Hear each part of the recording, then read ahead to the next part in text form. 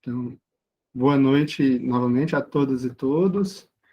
Hoje vamos ter mais uma etapa do curso da Fundação Escola Superior da Defensoria Pública do Estado do Rio Grande do Sul, o curso Instituições do Sistema de Justiça e os Desafios para a Efetivação dos Direitos dos Povos Indígenas. Hoje, no dia 26 de abril, a gente tem a fala sobre a Resolução 287 de 2019, um marco para os direitos e garantias da população indígena. Nós vamos ter o prazer de ouvir a doutora Maico Nolan, advogada, integra a Congregação das Irmãs da Santa Cruz, presidenta do Instituto da Terra e Trabalho e Cidadania, ITC, assessora das pastorais sociais e assessora jurídica do Conselho Indigenista Missionário CIMI, e da equipe de articulação de assessoria às comunidades negras, e em 2004 recebeu o doutorado honoris causa da St. Mary's College, Notre Dame, Indiana, e por seu trabalho em direitos humanos. Também participará da noite de hoje, contribuindo a doutora Viviane Balbúrdio, advogada, que atualmente atua como consultora jurídica do Instituto das Irmãs da Santa Cruz e assessora jurídica do CIMI, mestre em Direito e Desenvolvimento pela Escola de Direito da Fundação Getúlio Vargas. Tem experiência, atuação profissional e pesquisa com temas relacionados à justiça criminal, migrações, gênero e povos tradicionais. Doutora Michael, doutora Viviane, fique à vontade para utilizar o tempo que entenda necessário. E aí a gente vai fazendo as perguntas pelo chat ou anotando, que ao final a gente organiza um bloco de perguntas para vocês responderem. Obrigado. Podem iniciar. Obrigada. Você quer colocar a primeira slide? Posso colocar, se apresenta.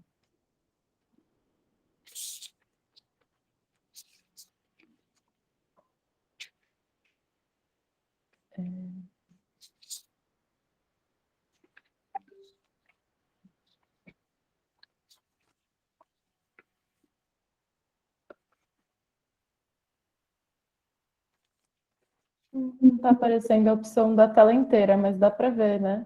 Onde querem. Dá sim. Tá. Nós pensamos hoje à noite de dividir a nossa conversa, de tratar os 5 pontos principais. Os direitos dos povos originários, como aprovação da Constituição Federal de 88, questões conjunturais, a luta pela terra e o marco temporal, marcos legislativos, com destaque por Resolução 287 do CNJ, e avanços de jurisprudência a partir da nossa atuação nesta questão, dados do encarceramento de pessoas indígenas no Brasil, com questão especial sobre a situação do Rio Grande do Sul, e os direitos específicos de pessoas indígenas em conflito no Brasil, com recorte sobre gênero. Primeiro, eu acho que uma coisa importante que a gente começa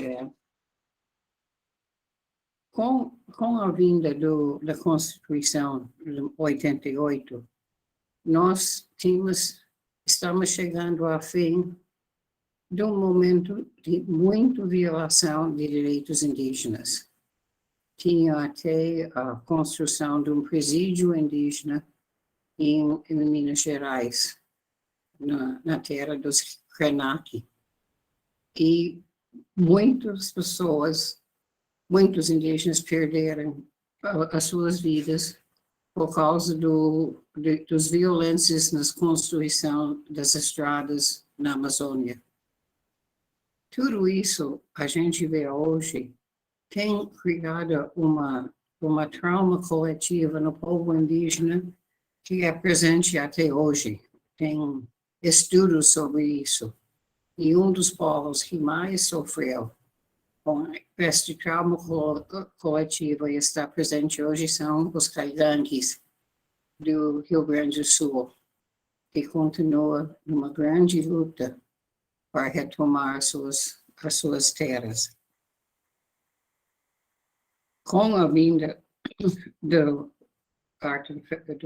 Constituição Federal em 88, nós temos a primeira noção do fato que, por causa da mudança, da grande mudança, da grande presença dos indígenas, acho que a Rosane já devia ter falado isso com você, ela era o assistente da CIMI naquela época e participou ativamente. Mas a presença dos indígenas resultou na primeira Constituição que reconhece o multiculturalismo no Brasil. Isso estava no papel. Isso não entrou até 2019, quase mais de 30 anos depois, dentro do direito penal brasileiro. E aí ele só entra via uma resolução do CNJ. O movimento indígena, durante a Constituinte, como eu falei, foi muito, muito importante. A Constituição diz em 5 anos ia titular todas as terras.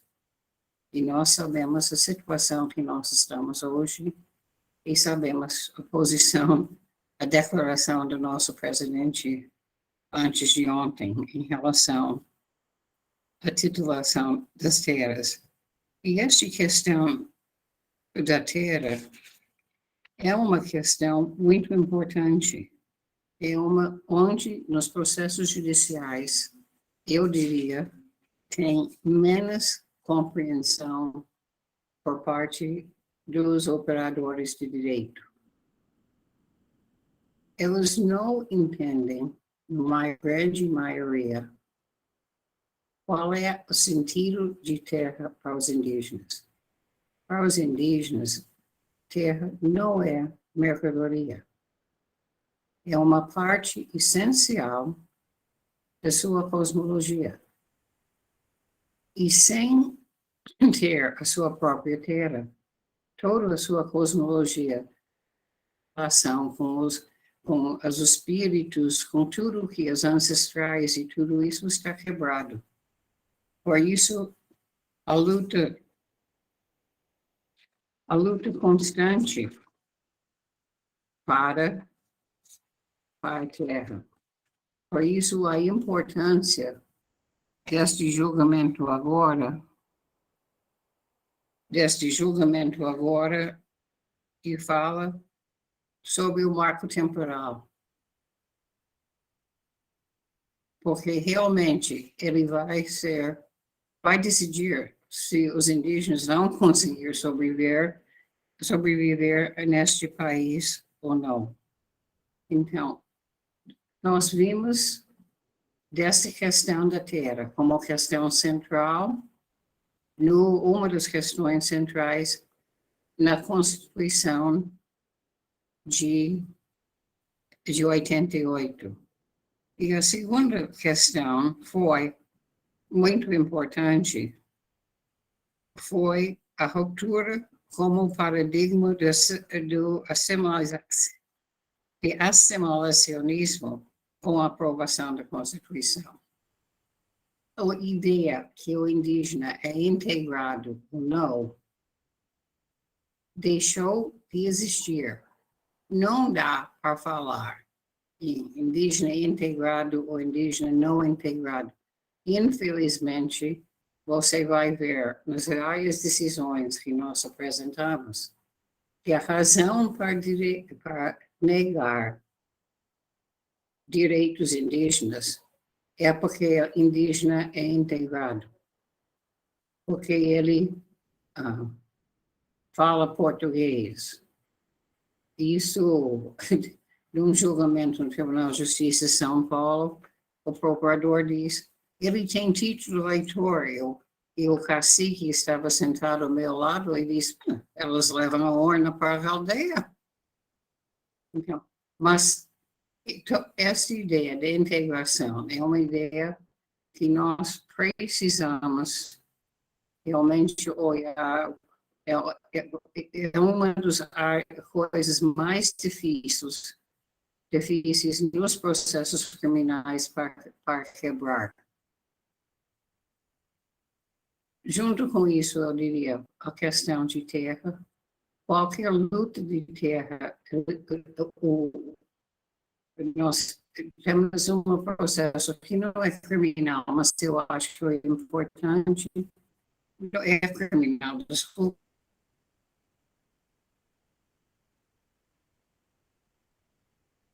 Em legítima defesa da terra.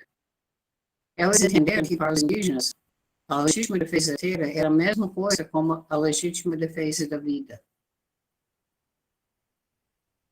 Um terceiro elemento no que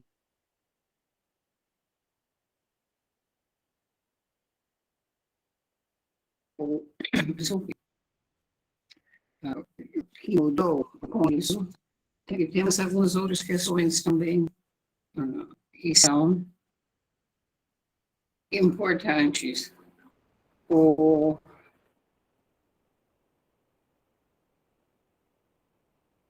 Do Justiça Penal não entrou.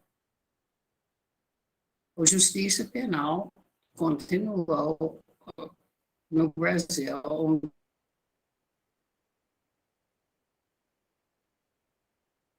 de racismo estrutural. Então, para mudar esta situação, nós temos vários esforços na legislação que a Viviane vai explicar para vocês. Os principais marcos legislativos nacionais e internacionais. Mas, para falar, nós vamos com os principais marcos legislativos nacionais e internacionais. As questões criminais não estão presentes. Não existe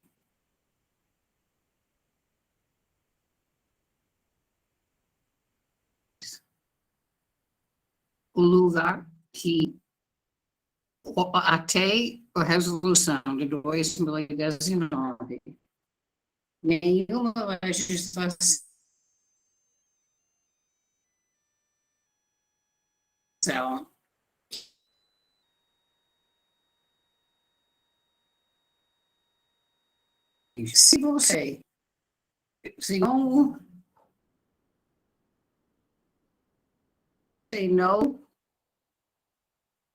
se não for identificado como indígena, como que você vai ter seus direitos respeitados?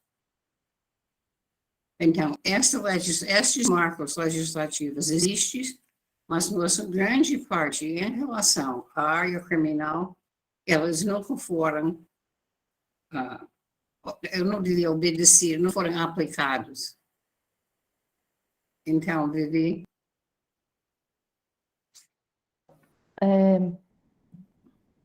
Então, pensando nisso que a Michael trouxe, né, em relação a quando a gente fala, né, que a Constituição rompeu o paradigma do assimilacionismo, de pensar as pessoas indígenas sem autonomia, a gente vê que no âmbito criminal isso é muito diferente, a gente vai ver mais. Mas a questão, inclusive, que a Michael trouxe é que é isso, né, a gente tem alguns marcos de legislação. Então, o primeiro deles vai ser o Estatuto do Índio, que nos artigos 56 e 57, o 56 traz uma previsão de atenuação da pena, no caso da pessoa ser identificada como indígena, e o 57 é a previsão da semiliberdade, que é justamente a possibilidade do cumprimento de pena na aldeia, e a legislação, né, o Estatuto do Índio fala sobre o órgão da FUNAI, e que é uma questão que a gente pode discutir mais para frente. Então, em 88, vai ter a ruptura, né, com o paradigma do integracionismo, e que a gente entende, acho que é uma tese importante de ser levada no dia a dia, que é levar justamente a Constituição para dentro do direito penal, que parece óbvio, mas né, a gente não vê sendo aplicado. E aí, a Convenção 69 do OIT, que a gente acha que ela é muito mais falada quanto para a gente pensar na consulta prévia, em outras previsões, do que necessariamente na justiça criminal. Mas a Convenção 69, uma vez que ela vai reconhecer as instituições e as formas de vida dos povos indígenas, ela também vai estabelecer a prisão como a medida mais excepcional para ser aplicada para uma pessoa que se identifica enquanto indígena.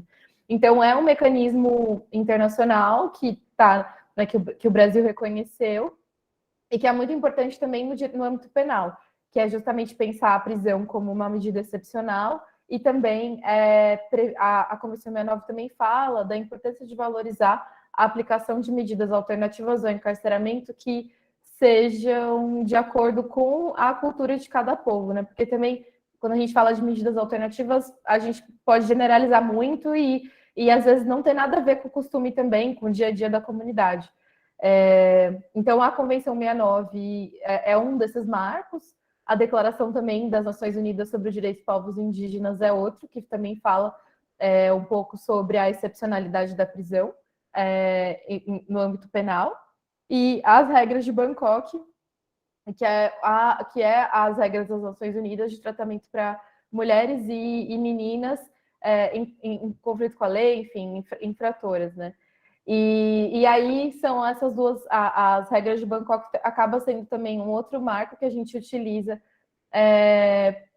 de forma geral, por conta de falar especificamente das vivências das mulheres indígenas, né? E é interessante porque aí a gente pensa não só no Brasil, mas também né, no mundo inteiro, o que significa o aprisionamento de mulheres que pertencem aos povos tradicionais. E daí, nessa caminhada, a gente vai chegar num dos pontos que a gente mais tem trabalhado, né, Michael, recentemente, que é justamente a resolução 287 do Conselho Nacional de Justiça, que ela entrou em vigor em outubro de 2019, então a gente agora já tem um saldo de mais de 2 anos de acompanhamento, né? Talvez dê para falar um pouco o que a gente vê. Inclusive, ouvir de vocês que estão aqui também seria interessante, né? Se alguém tiver algum compartilhamento de caso, de situação que já tenha vivenciado, ou de uma pessoa indígena presa, ou alguma coisa assim, acho que seria bem legal para aproveitar esse espaço para ter essa troca. Porque a gente acompanha a nível nacional a Resolução 287, que ela vai organizar então, ela não cria nada de novo, né? Ela vai organizar o que está nas outras legislações e vai dispor sobre os direitos de pessoas indígenas que estão privadas de liberdade no Brasil, né? E, inclusive, assim, privadas de liberdade, a resolução vai pensar tanto o cumprimento de pena ou as pessoas que respondem processo em liberdade, daí num sentido de pensar a prisão como uma medida realmente excepcional, mas também lidar com a realidade de hoje, que é de pessoas que estão presas e que têm direitos específicos no âmbito tanto durante enquanto elas respondem em processo, mas também durante a execução penal, que seja direito ao exercício da religião, alimentação própria, facilitação de visitas, enfim, a gente vai falar um pouco mais disso.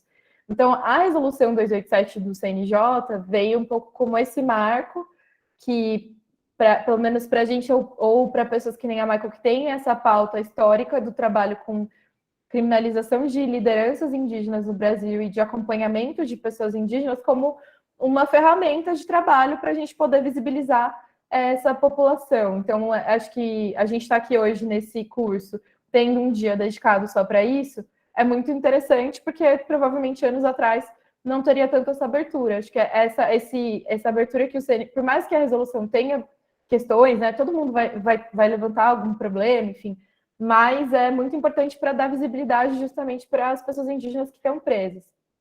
E daí, junto com ela, vieram outras tentativas de órgãos federais também de olhar para essa questão. Então, uma delas é a nota técnica 53 do DEPEN, que vai...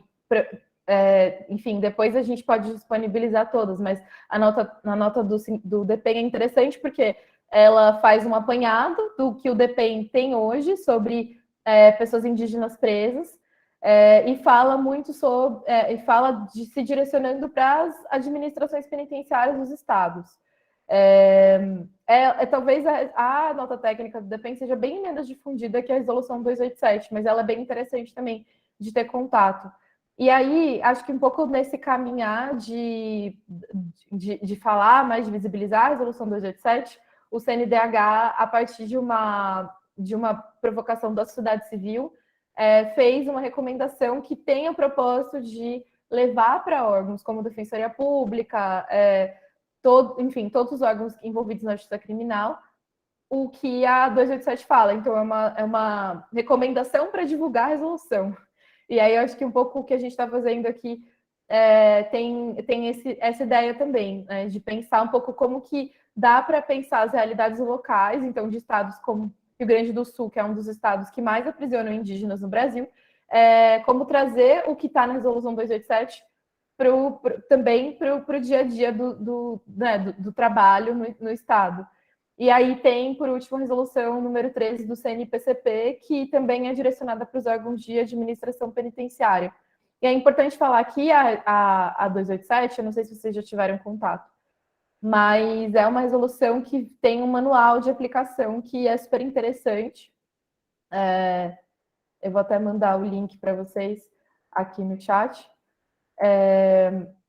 Mas que enfim, consegue aprofundar outras questões que a resolução talvez não aprofunde, enfim, outros debates.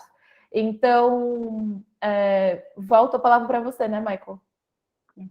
Eu devia assim, falar para falar um pouco da história da 287. Falando de 2007, é importante chamar a atenção. É muito interessante considerar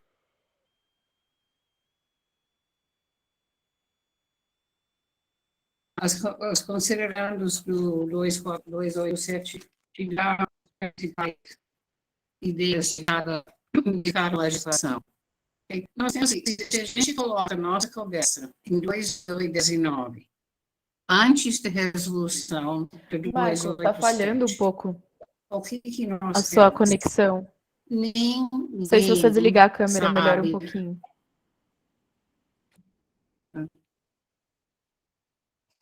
Deixa eu... Ah.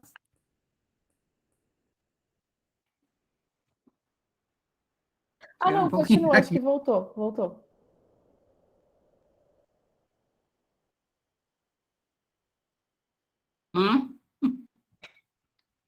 Deixa, tudo bem. Ninguém sabia, na categoria, nas suas listas de prisões, e não exigia, não pedia a identificação de indígena, ele não apareceu em nenhum lugar. Em São Paulo, no inquérito policial, apareceu pele vermelha, identificava um indígena, alguém de pele vermelha.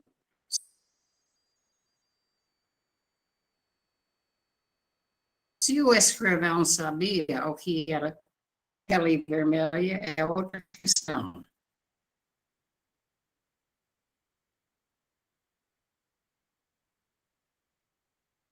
Não houve um estudo, não houve a publicação. Isso trouxe vários problemas. E trouxe problemas para os indígenas também. Porque muitos indígenas, e isso é um problema que não tinha receio de ser identificado como indígena. Primeiro, porque eles não sabiam os seus direitos, e segundo, por causa dos 500 que elas têm sido sujeitadas. Nós temos informação, por exemplo, de um problema de uma indígena preso, indígenas presos que respondem os processos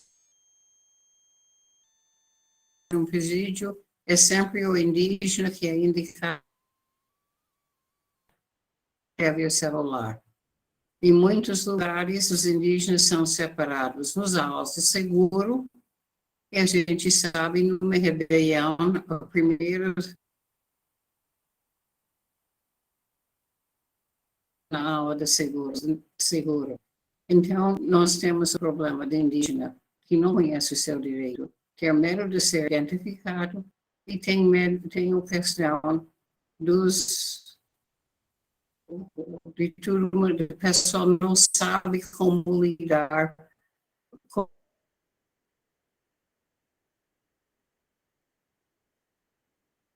muitos problemas para nós, que é para isso que viu a resolução 287 veio para resolver isso. E a terceira questão que eu já falei era, que eu preciso enfatizar de novo, 287 é para qualquer indígena. Não existe indígena integrado e indígena não integrado ou semi-integrado. Este não foi recebido pela Constituição Federal de 88. Existe indígena. E como indígena, ele tem direitos. Então, o primeiro lugar que esses direitos têm sido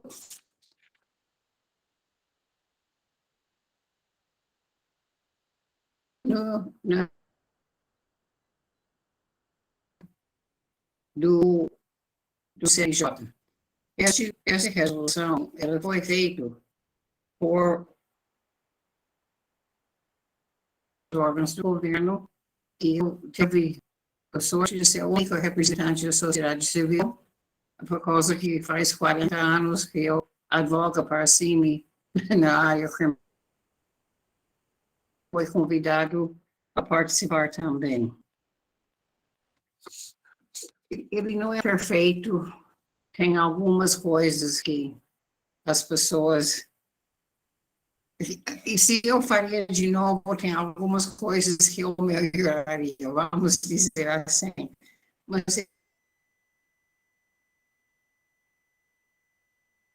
eu acho que como primeira...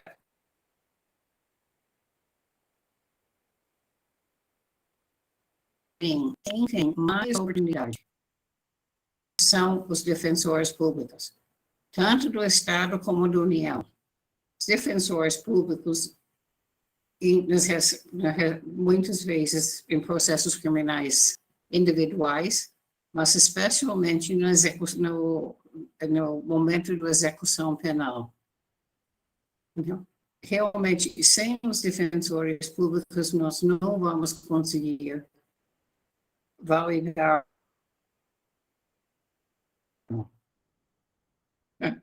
Eu vou só rapidamente falar alguns dos artigos.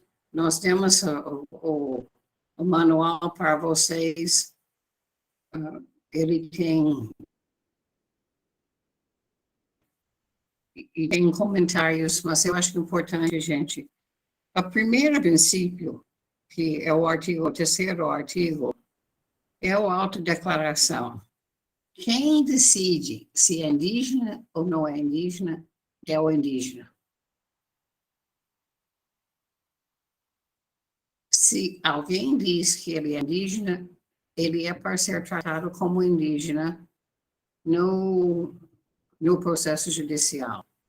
Se por alguma razão tem alguma dúvida ou não tem, às vezes o juiz pode pedir que ele indique a sua comunidade confirma a autodeclaração dele. Mas, basicamente, é a autodeclaração que é a regra. Aí,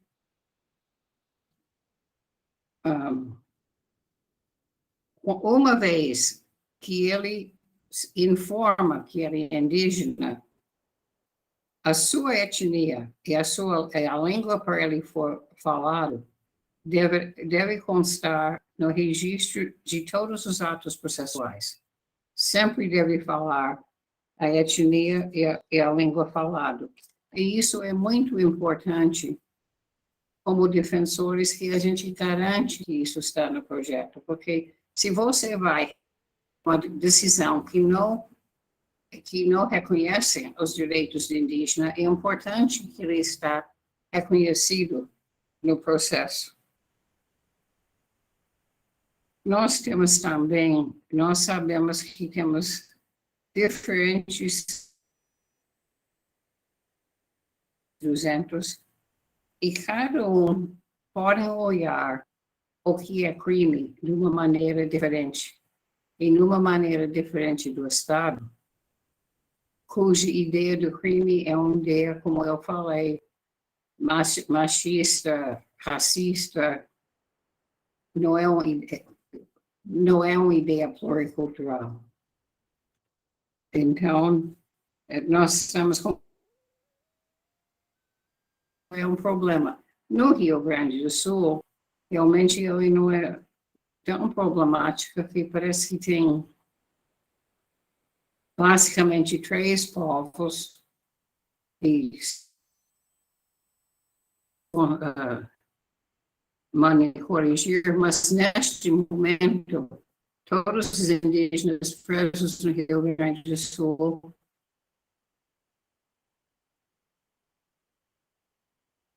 este artigo 15, fala a respeito à língua materna. Este é um outro grande briga. É que o indígena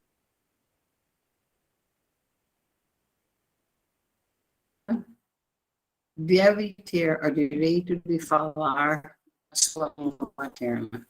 O nosso Código de Processo Penal dava direito para estrangeiro ter tradutor, mas não permitia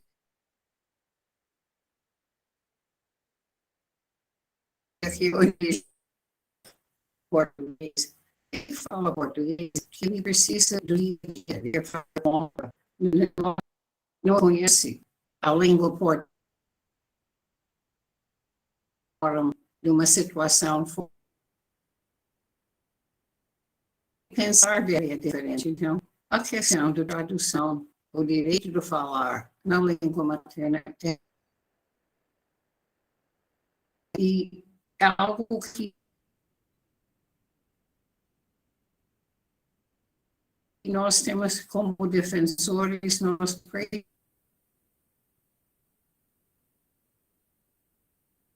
precisamos. Doutora Michael, de repente, com licença, se a senhora fechar a câmera, porque está cortando um pouco o áudio, e aí fica um pouco difícil de entender. Vamos tentar agora. Tá. O que eu estava falando sobre o respeito à língua materna. Senão, é muito importante o direito do indígena à sua língua materna. E mesmo se mas os juízes falam, mas ele tem título, ele faz compra, mas a realidade é diferente do que estando presente num tribunal, num ambiente que não é dele, e a maneira de pensar dele que é mais linear, que é diferente do que a nossa. A importância da língua é muito importante. Mas os juízes não gostam, viu? E aí vocês, uma das coisas que a resolução pede, os tribunais de justiça devem estar montando tradutores das línguas faladas nos seus estados. Nós não temos umas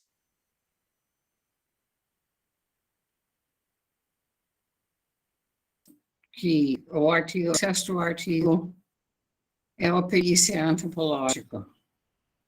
Essa perícia, ou por antropólogo ou por um etnologista, e que podem explicar qual é, porque esta perícia não é a mesma perícia antropológica quando você está querendo reconhecer a terra. Esta perícia é se o acusado, na sua cultura, o fato que ele está sendo acusado seria crime ou não. Basicamente, isso é que a antropológica de um processo criminal. E depois também a resolução dá possibilidades para medidas alternativas, encarceramento, semi-liberdade.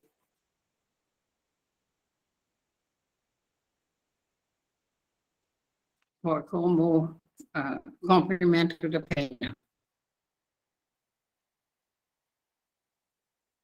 Ele pede no artigo 13º, como ele já mencionou, aproveitando as regras de Bangkok, ele dá atenção a se você pensa começar numa audiência de custódio. O ideal seria, numa audiência de custódio, o cacique ou alguém do povo estar com o juiz ou com os defensores antes da audiência para dizer qual seria a melhor maneira de lidar com esta questão. Querendo evitar prisão, eu diria de qualquer custo. Como é a cultura que é tratado pelo povo? E isso pode ser feito no próprio audiência de custódia. Tem uma parte que não está aqui nos slides, mas tem uma parte que trata da audiência de custódio e como é que deve ser. O importante é que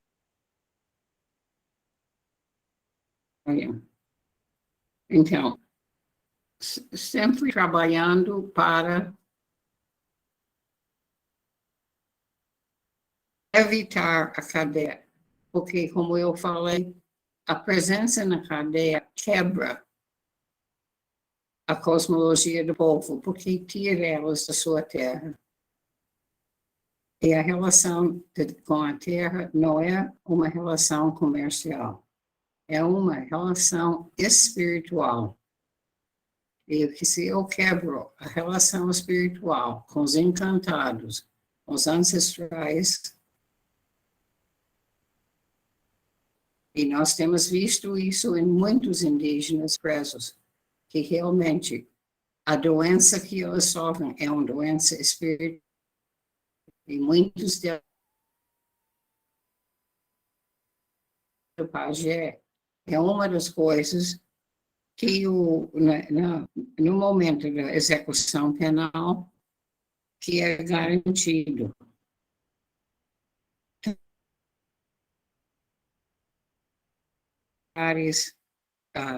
Visita do pajé em maneiras que são de acordo com seus costumes.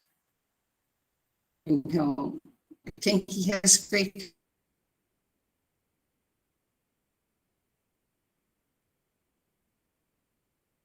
a saúde, deve ser a saúde indígena, que acompanha os indígenas presos.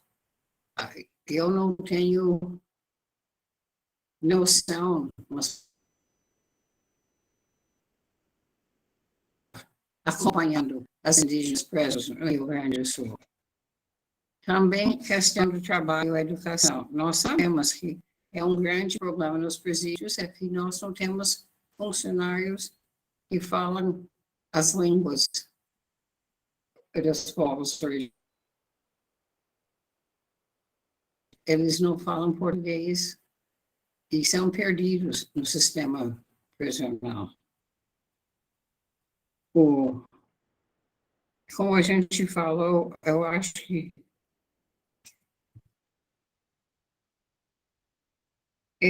o artigo também, a finalidade da resolução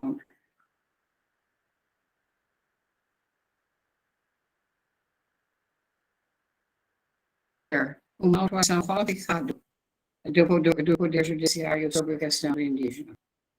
Então, lembrando o fato, e aí tem o manual está na internet, Viviane colocou, é muito importante o manual. Então, resumindo um pouco, é um momento, a resolução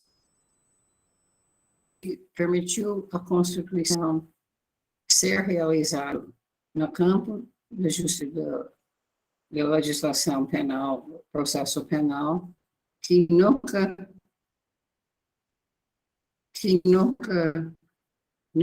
tinha feito isso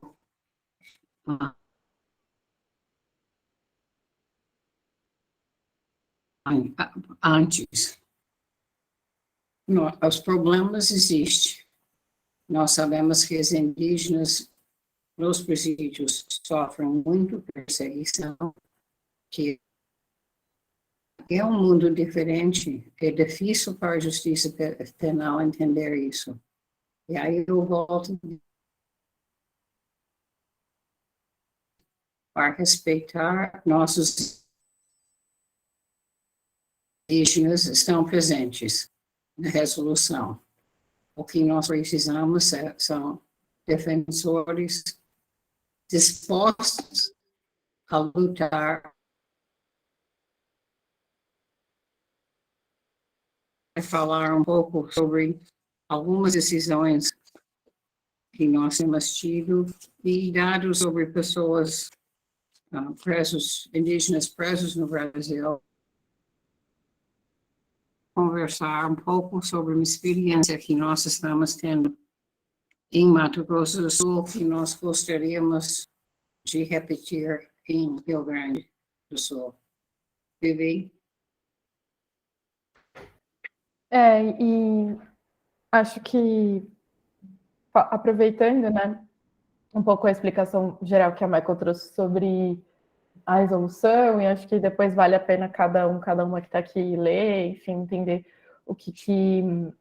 como ela pode se aplicar. A gente trouxe aqui 3 trechos de decisões judiciais, só para vocês terem uma ideia do que a gente está falando quando fala sobre a Constituição não ter sido absorvida pelo direito penal. Então, esse é um caso que a gente acompanha de um pataxó preso na Bahia já há mais de 8 anos, assim, e durante a pandemia, tanto por conta das recomendações do CNJ, pensando na Covid-19, né, que colocou a população indígena em situação de prisão como um grupo prioritário, né, de medidas alternativas, e da 287, a gente fez um pedido de semi-liberdade, né, para ele sair da prisão e cumprir pena na aldeia.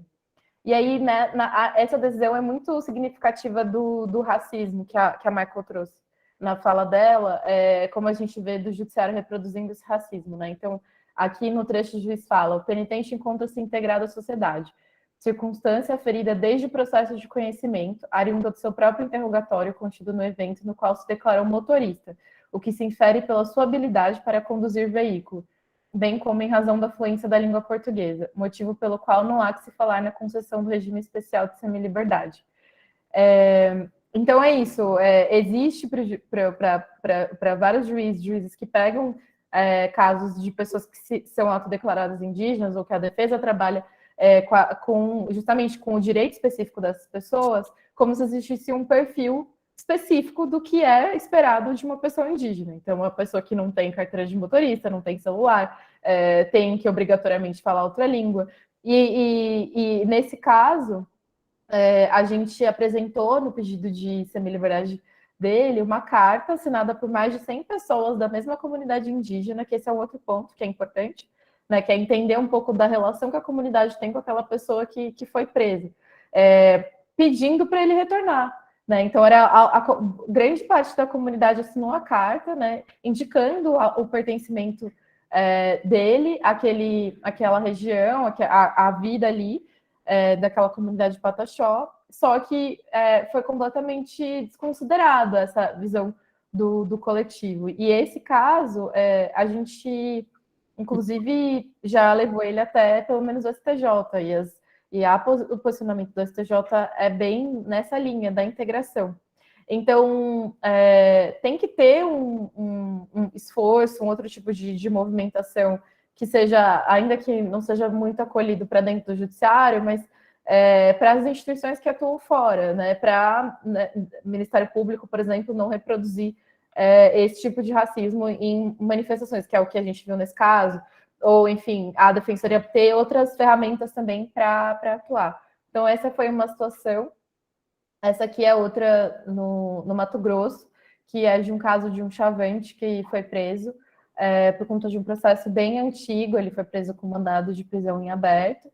E aí tem esse trecho fala que fala um pouco da negativa do laudo antropológico na execução penal, então tem um pouco dessa visão de que o laudo tem que ser realizado no conhecimento, e acho que um dos papéis que a gente tem enquanto sociedade civil, ou quem atua em instituições, é mostrar que o laudo antropológico é uma ferramenta para o judiciário, né? É uma possibilidade de julgar melhor uma situação, não necessariamente um trabalho a mais. Por isso que é importante que os tribunais tenham cadastros de intérpretes atualizados, que levem em consideração os vínculos com a ABA, né? Com outras associações de antropólogos e tal.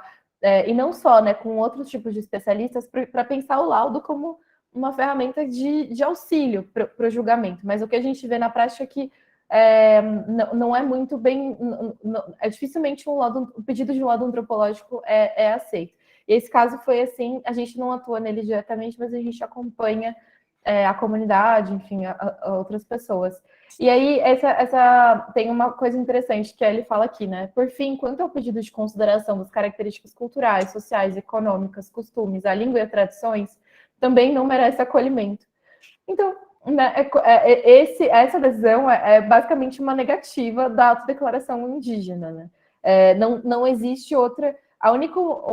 Essa pessoa, esse moço chavante que está preso, ele só é visto como indígena como justificativa para manter ele preso, mas nem para exercício da própria cultura, ou, enfim, a mínima consideração ali, o judiciário negou. E a gente achou bem paradigmático, assim, simbólico, porque uma coisa é negar a semi-liberdade, né, porque a defesa pedindo, uma coisa é negar o laudo antropológico, mas outra coisa é negar que a pessoa tenha cultura.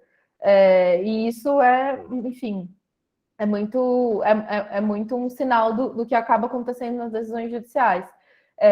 E aí a mesma coisa embaixo, né? O recuperando era integrado à sociedade, inclusive foi candidato a vereador, bem como possui domínio da língua portuguesa, o que facilita qualquer tipo de comunicação e convivência com pessoas não indígenas. E aí acho que nessa questão da língua, a gente vê que, né, principalmente por conta de articulação entre os lugares do Brasil, a gente vê que nem sempre os tribunais têm também cadastros de intérpretes que levam em consideração línguas indígenas. E aí eu acho que esse é um ponto que não se relaciona só à justiça criminal, mas o acesso à justiça como um todo.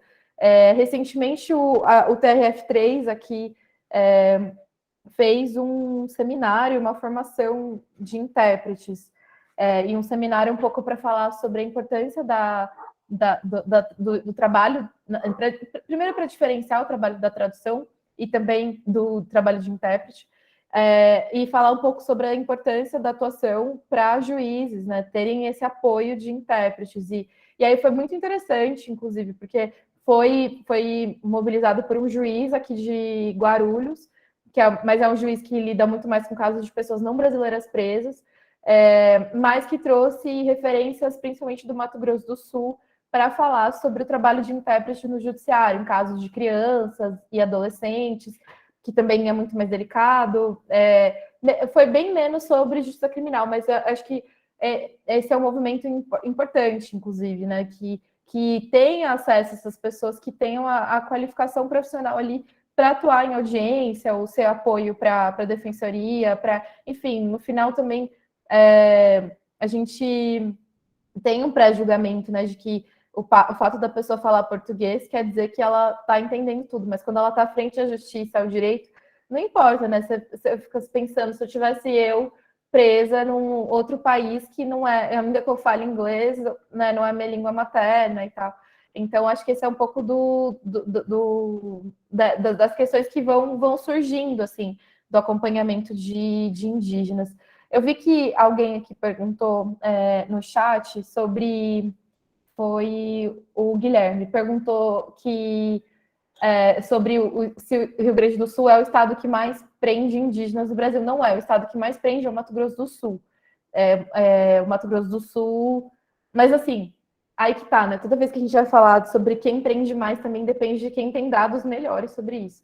Mas talvez o Mato Grosso do Sul tenha dados melhores e prende mais mesmo.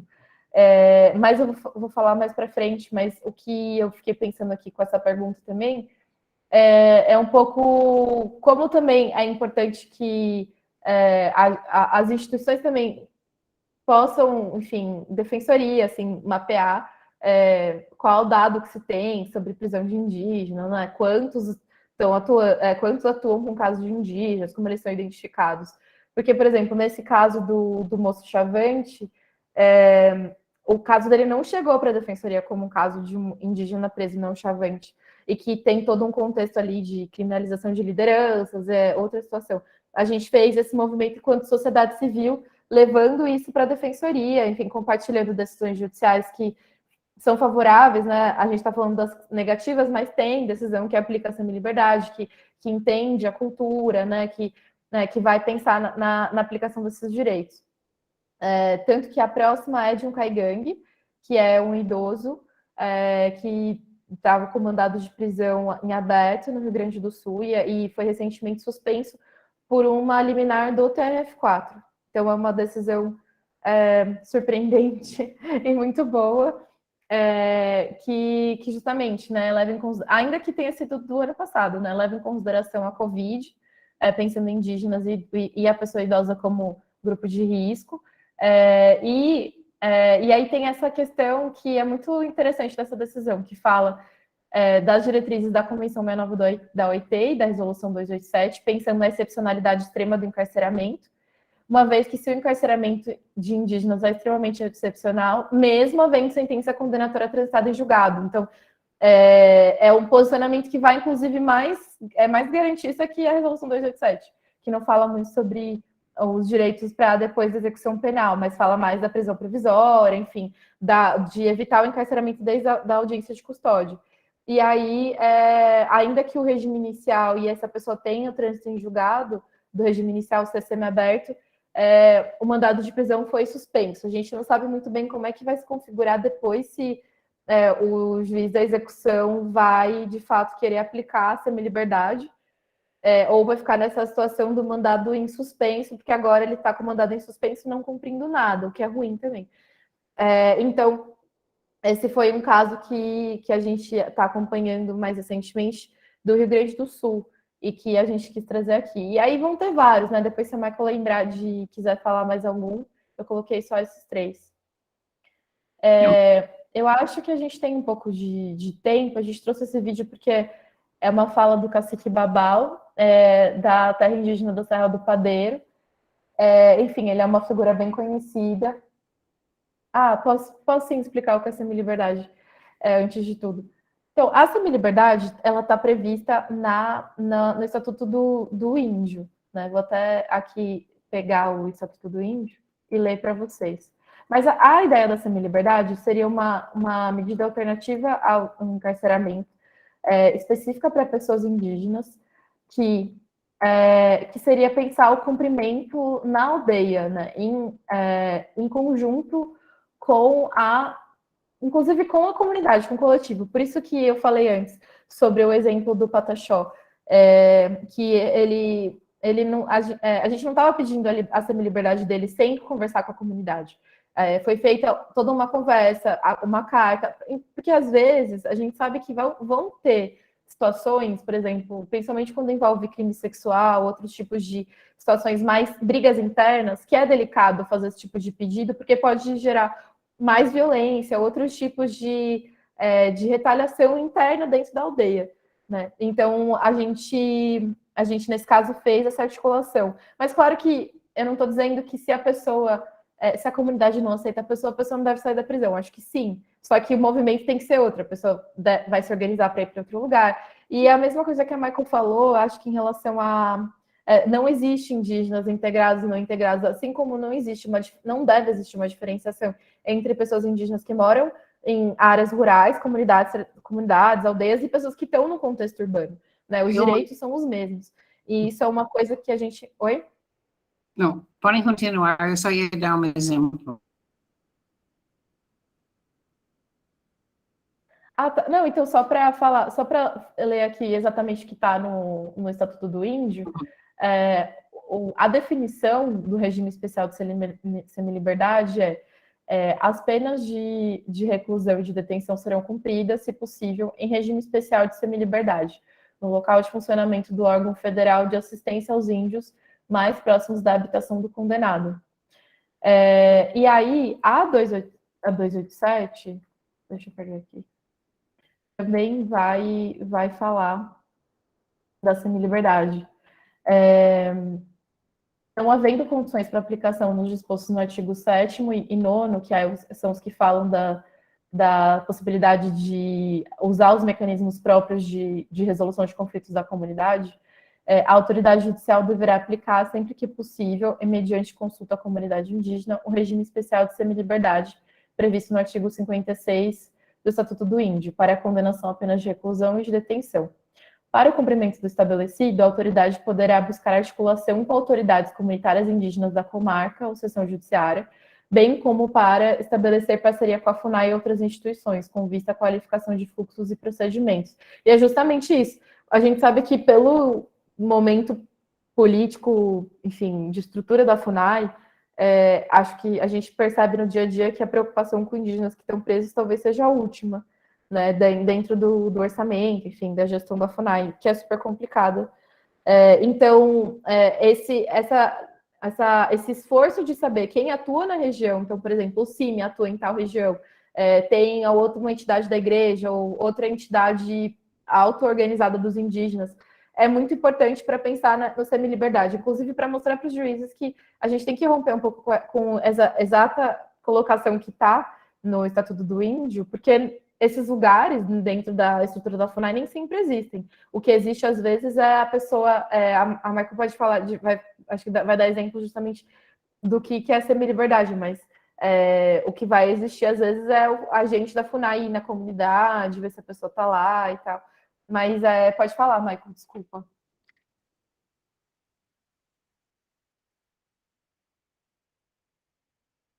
Não, eu ia dizer... Então, nós tivemos indígena Pataxó, que a família dele construiu uma casa na aldeia, ao lado da sede do FUNAI, e ele cumpriu pena na casa da família, trabalhando como que ele queria. Em Mato Grosso do Sul, o FUNAI construiu uma prisão, o que chamava prisão dentro da aldeia, mas deixou a chave com os indígenas, então eles não ficavam no prisão, porque a ideia da semi-liberdade é o indígena continua a sua ligação com a terra. Ele pode plantar, ele pode fazer o que é necessário para manter a sua vida espiritual. Nós tivemos também juízes que dizem que não, e as pessoas com semi-liberdade foram presos dentro da sede do FUNAI. Aí houve um dado momento em que FUNAI parou de ter unidades dentro das aldeias. Então, o 287 abre isso um pouco quando ele abre para na comunidade, com a comunidade ajudando a decidir como em que maneira seria a melhor maneira dele resolver esta questão. Quem é que deve ser responsável, como se pode ser feito. Em Pernambuco, o juiz concedeu a semi-liberdade, mas com, como que chama? Tornozeleira eletrônica, que deu um monte de problema, porque não tinha como carregar a tornozeleira na aldeia. Então, o indígena teve que ir para a cidade cada vez que ele precisava carregar o tornozeleiro. Mas o importante do 287 é que ele abre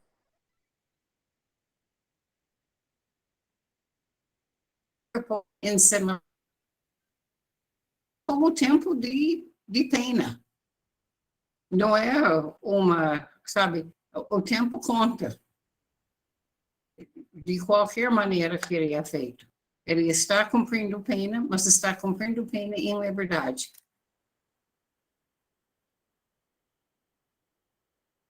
Vivi, podem continuar.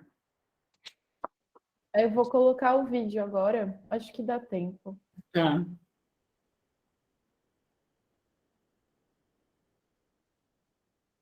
Vocês estão ouvindo? Não. Não.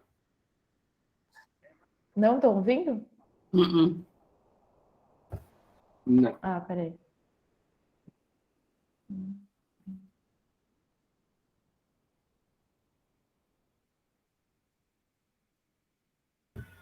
Eu acho que é a forma como vocês para compartilhar.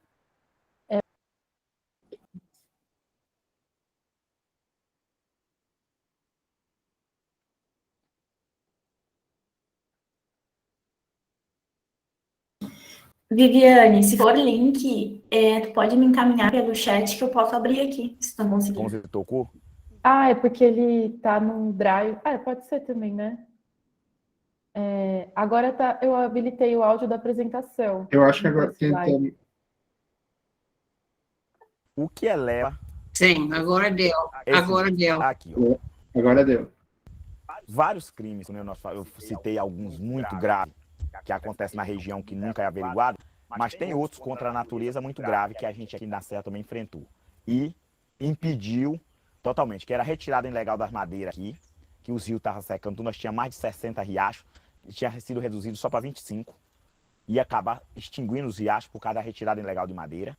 Então, nós aqui na Serra do Padre fizemos um processo intenso de ocupações e prender caminhão, tomar motosserra e até expulsar esse povo da região. Então, ninguém tira mais madeira aqui desde de 2004, que a gente impediu a retirada de madeira daqui da região. 2004 foi o ano da primeira retomada. As primeiras retomadas surgiram exatamente por causa dos desmatamentos, principalmente, que estava acontecendo. E também o tráfico de animais silvestres, muito. Porque araponga, sabiá verdadeira, curió, aquele passarinho que eu falei, o sete cor, os guri, muito passarinho cantador que nós temos na região, os canários, que os canários são muito usados para briga de rinha. Então, era uma violência muito grande do tráfico de animais aqui na região. E também nós foi outra briga feia que nós teve para expulsar esses traficantes aqui da região. Os caçadores ilegais que por esporte que vinham aqui para a região cheio de arma matar também para nós expulsar. Então nós enfrentamos muita gente perigosa até hoje. Mas isso gera muito dinheiro, né? E daí para cá, esses daí pararam de atacar nós e quem veio atacar foi a polícia, né? Daí para cá, aí você vem o sucessivo ataque da polícia em cima de nós. Então nós temos 2008, vem uma reintegração de posse aqui para a Serra. O governo federal, através da FUNAI, consegue suspender. Mesmo assim, eles mantêm um ataque em 2008 aqui na Serra e usaram cerca de 180 homens, 2 helicópteros e 33 veículos, 2 rabecão e tudo. E foi um ataque de 6 horas da manhã até 5 horas da tarde. Eles continuam sem cessar aqui na aldeia da Serra do Padeiro. Em 2009, não muito longe, menos de 6 meses de um ataque para outro, a Polícia Federal faz um ataque aqui na Santa Rosa e tortura 5 índios com choques elétricos, né? E é aquele processo que você já acompanha, que a gente está processando o governo por causa desses ataques. Vem em 2010, não muito longe, 6 meses depois, a polícia E nesse período aí, a polícia continua atacando coletivamente. A polícia entrar aqui e dar tiro de metralhadora em todo mundo. Era uma coisa rotineira. Em 2010, lá na Palmeira, Era uma fazenda retomada. exatamente, que é do Alfredo Falcão, o autor que contrata pistoleiro, que tem os parentes ligados à Polícia Federal, a outros Nelson aí, que faz a ligação dessas situações. Esse daí bota uns 22 pistoleiros para tentar nos matar. Levaram junto, foi a Polícia Federal junto com esse pessoal tudo, depois deixa lá dentro. A gente consegue tirar todos eles sem matar, mas conseguimos recuperar as armas que estavam com eles, o qual fez um relatório. Né?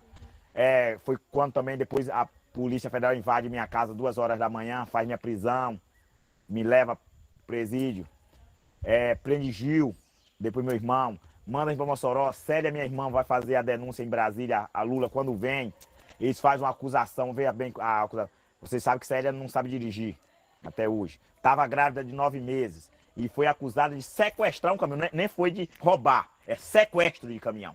Sequestrar um caminhão e ela é mandada com seus filhos de 2 meses para um presídio e fica presa. Alguém que não sabe dirigir, estava grávida de 2 meses, a altura dela é impossível alcançar para dirigir um caminhão truque daquele.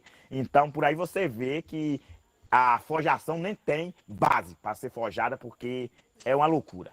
Então, ela é presa, aí fica nós 3 presos, naquele percurso. Quando eu saio, eu entro num programa de proteção, porque as ameaças de morte é constante. A revista Época publica, nesses mesmos anos, a R$30 mil para quem matar o cacique Babau, né? Também. Tá numa reportagem da revista Época. Então, esses ataques vêm continuamente feitos pela polícia. E aí você vê sucessivamente, né? Também, anteriormente um pouco, porque a gente reivindicava o Conselho das Estradas aqui, a Polícia Federal faz minha prisão, porque a gente reivindicava direitos. Porque eu cobrava do governo do estado que consertasse as estradas, porque ia morrer pessoas, as escolas estavam parando de funcionar, tudo por causa do conserto. E aí eu fico também 4 dias preso, mas depois o governo conserta as estradas. E aí vem rotinamente, né? Então agora, 2011, teve um pouco de calmaria, né? 2012, mais ou menos, mas a gente sabia que eles estavam tramando, eles estavam apenas se reagrupando, porque eles estavam trabalhando na segura do relatório, para não ser publicado. A portaria declaratória, que o relatório já tinha sido publicado em 2009, então isso por que nós só fizemos ataques mortais em 2009 e 2010? Por causa que a FUNAI reconheceu o território. Então, para intimidar, os fazendeiros da região, a oligarquia regional, usa toda a força militar em cima de nós. Então, nós não recua, o relatório mantém, aí quando o relatório é aprovado, vem o contraditório deles, também é derrubado pela FUNAI. O relatório, eles perdem, então, só precisar o ministro publicar. Então, entra outra linha. Eles começou a deixar tudo calminho e levar cozinhando o ministro para não publicar a portaria declaratória, para não sair, eles continuar ganhando dinheiro, porque eles usam as informações sobre nós, falsas denúncias, para daí receber doações, que estão muita gente ficando rico com essas doações. Eles por exemplo, no quebra-quebra que fizeram em Buerarema, fizeram um DVD dessas quebra-quebra, vendendo a R$5 o município aqui vizinho, em 3 dias se alega vender 5 mil CDs. Em 3 dias. Então, esse dinheiro foi para quem? Para essa associação, que é a Associação Titular contra Demarcações Indígenas. Então, vem advogados lá do Mato Grosso, vem a Cátia Abreu, aqui a cada 6 meses ela aparece na região e reúne com eles e bota todo o apoio da CNA para eles. Tudo. Então, há um complô generalizado contra demarcações de terras indígenas e há um esquema para prender as publicações na mão dos ministros ou as homologações na mão de Dilma e não sair. Então, ou seja, um país democrático de verdade não permite uma corrupção nessa altura e violando o direito de vários seres humanos. Aí eles alegam 22 mil pessoas serão violadas. Pera ainda, que 22 mil? Se a cidade de Buerarema inteira só tem 16 mil habitantes, São José só tem 4 mil habitantes. Aonde é? Nós tomamos a cidade, foi? Porque é comprovado, o IBGE comprova que Buerarema, 98% da população de Buerarema é urbana, não é rural. A rural é só indígena e poucos outros. Então, Ilhéus também não é diferente. Ilhéus também, 95% da população de Ilhéus é urbana. Una também não é diferente. Então, pera ainda. Aonde é que tá essas pessoas que nós está tirando? Porque nós não está tirando nós mesmos. E dentro do território, mais de 6 mil pessoas são índios. Então, nós está tirando a nós mesmos. Então, eles violam as informações, aí arrecadam dinheiro. Então, aqui na nossa região, nós já sabemos que eles falam que nós vamos tomar a cidade de Buerarema. O Banco do Brasil é nosso, o Bradesco é nosso, por isso que vão quebrar o banco, tudo é nosso. Então, todas as empresas contratadas pelo governo para prestar serviço dentro da aldeia, essa empresa é do cacique Babau, não é do governo. Então, a empresa de Jeová não é mais de Jeová. Quebraram a loja de Wagner, porque a loja não é mais do empresário Wagner, é do cacique Babau. Então, ou seja, são pessoas monstruosas que não só disturbam as informações, como pega meio de comunicações corrupto, como eu falei, para disseminar isso no meio da sociedade e, com isso, eles capitalizar o próprio bolso. Então, tem empresário que ia fechar as portas, falido, por dívida, e agora se reergueram. E estão muito bem financeiramente por causa disso. E nós temos advogado na região que é ligado ao Mato Grosso lá, que já chegou a ganhar 5 milhões de reais nessa brincadeira. Então estão ganhando muito dinheiro. Então é bom massacrar índio. Você sabe o quanto esses policiais estão adorando estar na região? Eles têm um salário de 15 mil reais por mês. Fora disso, eles ganham por dia uma diária de 250 reais. Fora a hospedagem que é paga por fora, a alimentação que é paga por fora, combustível, carro. Imagine. Oi, eu já vou parar. O gasto monstruoso que o governo federal está tendo aqui. E é muito bom. Se esses policiais não tivessem aqui nessa região, eles não estariam ganhando diária. Então, eles estariam ganhando só o salário base. Mas só com as diárias que eles ganham tá aqui, não fazendo nada, justifica. Eu acho que é importante disso também é demonstrar, esse vídeo mostra a ligação de tudo que nós estamos fazendo com a luta pela terra. E isso é verdade também com os processos dos Cagangue no Rio Grande do Sul. Que eu saiba, eu acho que a grande maioria dos crimes, se você olhar, você vai ver o que está ao fim é o fato que não tem terra, ou na luta para terra, que o que elas fazem é visto como crime. Vivi, podem continuar, desculpe. Imagina, então era um pouco essa ideia, a gente colocou essa fala do cacique Babau, Tupinambá, e aí depois, se vocês quiserem ver o vídeo, é que esses trechos que a gente pegou, tanto esse quanto um outro que depois posso mandar, que é a irmã dele contando da prisão dela, ela estava grávida, enfim, foi a diretora do documentário que cedeu a parte, porque não entrou toda a gravação que ela tinha para o documentário, daí ela autorizou a gente usar, porque é um material único, assim, eu vi alguém que nem o Babau contando da experiência de prisão, de criminalização, né, e pensar, e como tudo se relaciona. Então, acho que aproveitando, vocês estão vendo, né? Tá. Então, aproveitando um pouco até a pergunta que o Guilherme fez, eu vou explicar um pouco como que a gente está falando desses dados sobre indígenas presos no Brasil.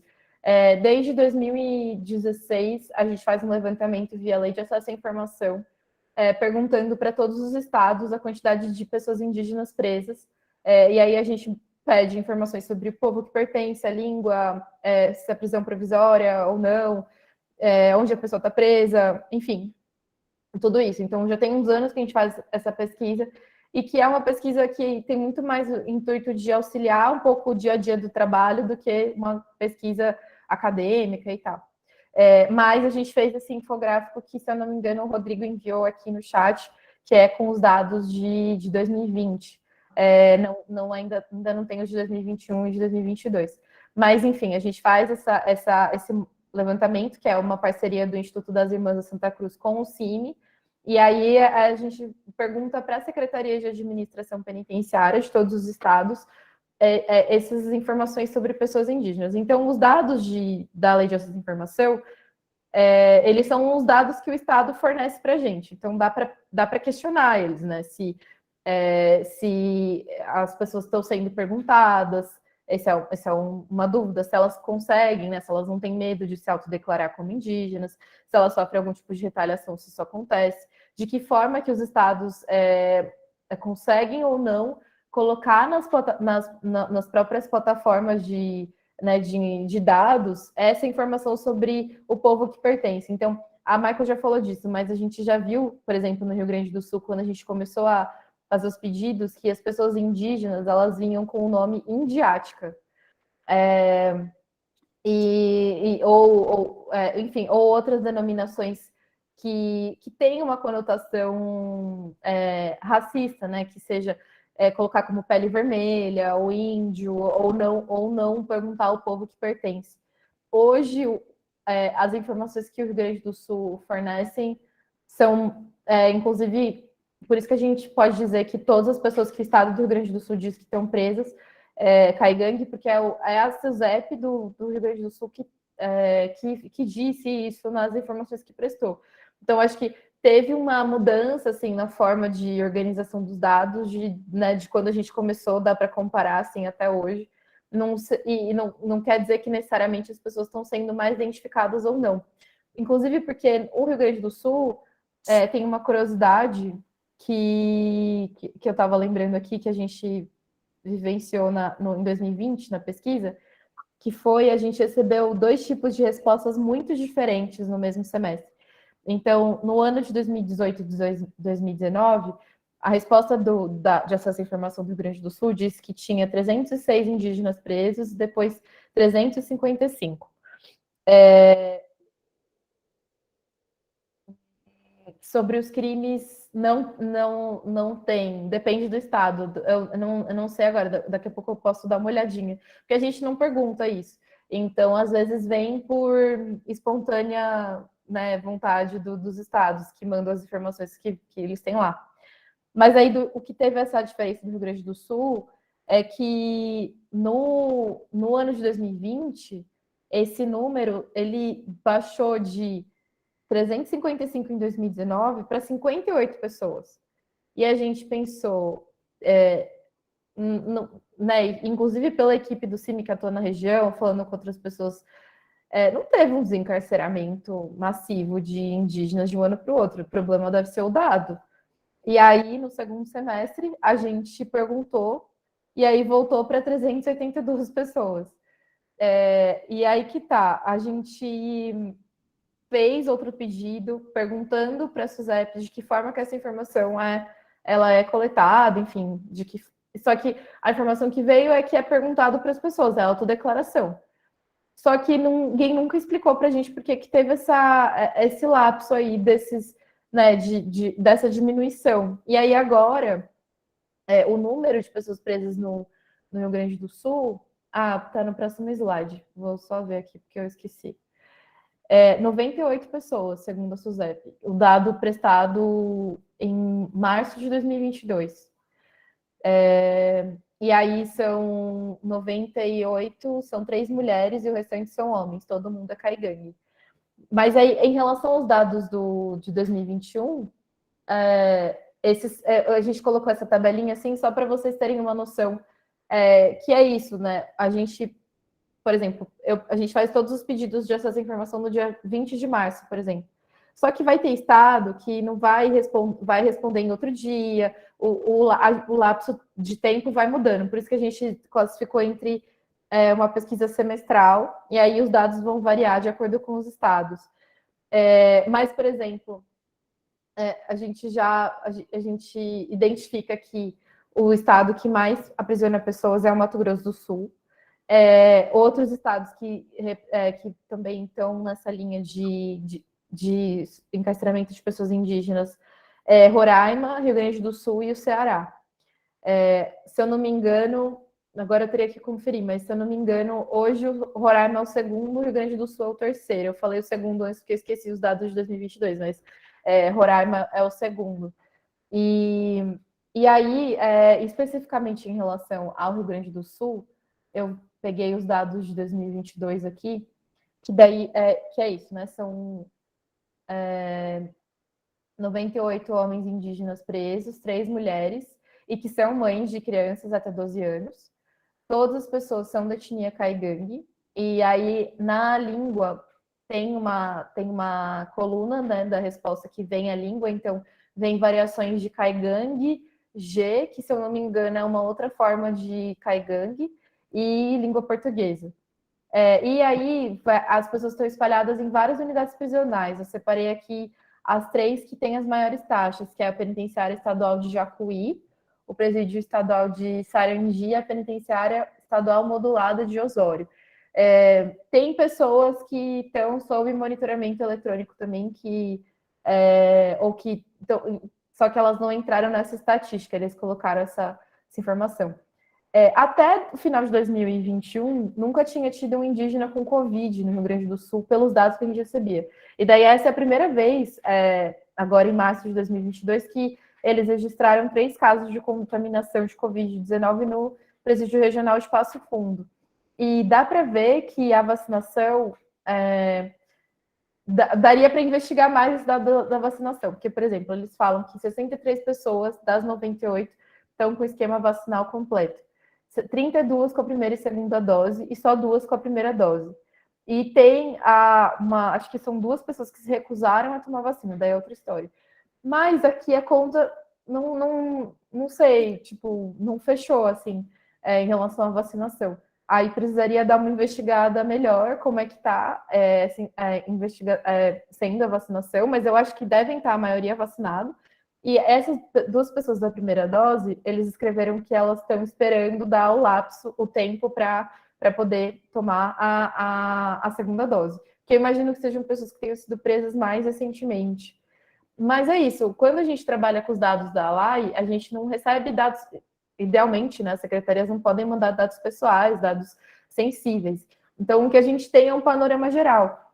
E aí, por isso que esse tipo de articulação em rede é interessante, né? Porque, por exemplo, eu não sei se a Defensoria do Rio Grande do Sul tem um núcleo de situação carcerária, mas aqui em São Paulo tem.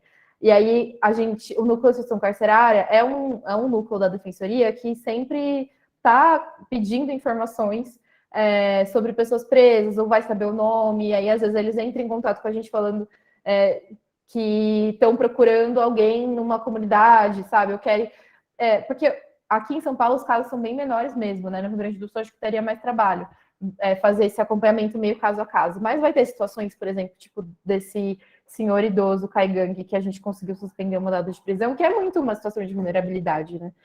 Pandemia, enfim, ele é idoso, o regime inicial semiaberto, e que, de repente, a articulação com a sociedade civil pode ser fundamental para esses casos. O muito que a gente faz no CIMI auxiliar defensorias fazendo uma espécie de relatório de acompanhamento. Então, às vezes que a gente recebe a demanda de um indígena que foi preso, que chegou na defensoria de alguma forma, a gente vai investigar, né, quem é os missionários que estão na base mais próximo dessa região, se conhece essa notícia de que a pessoa foi presa, quem é a família, e aí a gente faz um relatório contando um pouco desse histórico do trabalho do CIMI, da importância do desencarceramento. Então, e às vezes isso auxilia um pouco o judiciário a não ser tão tão racista que nem naquelas decisões que a gente viu do juiz falando que a pessoa não é indígena porque ela tem carteira de motorista, enfim. Então, esse é um pouco do trabalho que a gente tem feito. Recentemente, a gente fez isso no caso de uma... Alguém ia falar, Michael? Depois eu falo. Ah, tá. Não, que a gente fez isso no caso de uma moça Guarani Mibiá, aqui em São Paulo, que foi presa. Né, ela estava, na verdade, ela perdeu o filho, enfim, foi uma situação super delicada, mas que foi bem interessante para pensar como aprendizado, porque era um caso tão delicado que a defensora não teve outra escolha que não fosse acionar a FUNAI, as lideranças da aldeia, a família dela, o CIMI, outras pessoas especialistas em saúde mental, pessoas para ajudarem a pensar, uma antropóloga que estudou a comunidade, e aí foi tudo feito em conjunto, assim, num trabalho em rede. Aí acho que esse tipo de caso, e até eu acho que tem essa perspectiva em pedir o laudo antropológico nos processos, né? Porque é para além de entender a situação que levou a pessoa a ser presa, porque às vezes pode ser uma indígena presa por tráfico de drogas, que é a coisa que passa por todo mundo, todo dia. Mas, ao mesmo tempo, o laudo antropológico, num caso de alguém que foi preso por tráfico de drogas e é indígena, pode pensar um pouco qual que é a condição do território, né? Quais as políticas que estão disponíveis ali, qual que é a sociedade civil que atua naquela região. E um pouco vincular aquela pessoa para ela não parecer, né, mais uma pessoa presa por tráfico de drogas no Brasil. E é um pouco desse esforço de individualização, assim, e como a Michael falou, no Rio Grande do Sul a gente sente que a criminalização dos indígenas está muito próxima da questão da luta pela terra, né, e dos conflitos que estão aí. Só duas coisas. E aí infelizmente, fazendo este levantamento, ainda a gente sabe que tem muita gente preso que não é identificado como indígena. E nós estamos encontrando vários indígenas idosos que têm sido presos 10, 15 anos, nunca teve visita, nunca teve ninguém que pensou no... Então, eu acho que uma coisa seria de estar alerta para a questão, para os idosos, porque quem foi 19, nós não temos dados se são indígenas ou não. Estes dados aqui devem incluir, na grande maioria, pessoas que foram presas depois de 2019. Antes de falar das experiências, Vivi, você queria falar um pouco sobre mulheres? O fato que a gente mencionou, que há uma questão especial sobre as mulheres, tanto na resolução como nas regras de banca, se nós tivermos 3 mulheres caigantes com filhos menos de 12 anos, elas teriam direito para a lei de primeira infância. Por que eles estão presos? Seria interessante se alguém podia... Eu ia aproveitar e falar um pouco das mulheres. Dar uma olhada.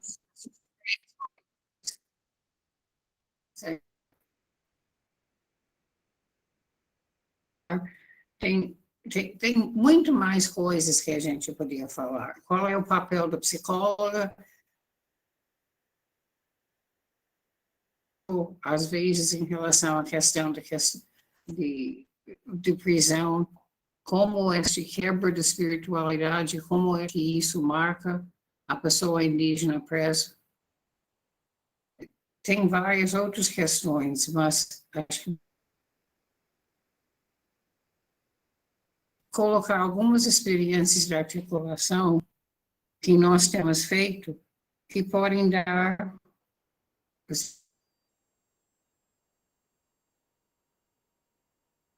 especialmente a primeira, dar uma ideia para vocês.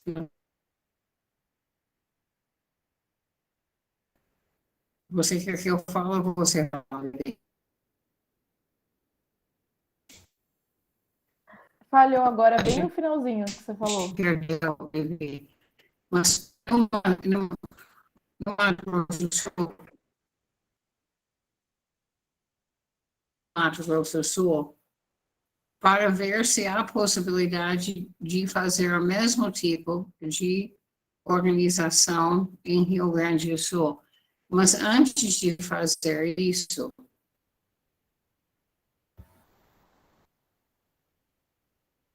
eu só queria te informar que a resolução 287 está disponível em Telegram.